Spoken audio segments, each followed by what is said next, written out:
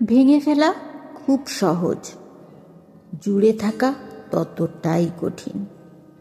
মন হোক বা কোনো জিনিস, ভাঙতে সময় লাগে না, অথচ সম্পর্ক বা অট্টালিকা যেটাই হোক, গড়তে কত কসরত, কত সময়, কত ধৈর্য, কত পরিকল্পনা আর কত সরঞ্জাম লাগে বলুন তো।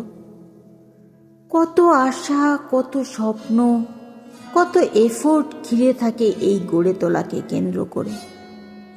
কত লড়াই, কত বাধা, কত অশান্তি, কত বিচ্ছেদ জড়িয়ে থাকে সম্পর্কের একটা ইমারত করতে। প্রত্যেকটা কোনায় কোনায় লুকিয়ে থাকে তাকে আরো বড় করার, আরো গভীর করার, আরো পোক্ত করার জেদ। লুকিয়ে থাকে আজীবন তাকে জড়িয়ে থাকার বাসনা।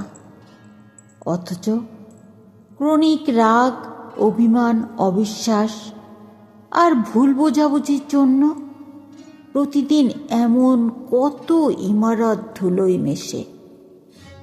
জিনিস ভাঙলে আওয়াজ হয়, দাগ দেখা যায়, কিন্তু মন ভাঙার আওয়াজ কেউ শুনতে পায় না। হয়তো সেই আওয়াজ আর ক্ষত অদৃশ্য বলেই তাকে রিপেয়ার করার তাগিদও কম। সম্পর্ক অমূল্য, এটা কোনো বস্তু নয় যে ভাঙলে সঙ্গে সঙ্গে আরো একটা কিনে আনা যাবে। ধৈর্যের শেষ স্টেশন তো সেই বিচ্ছেদ।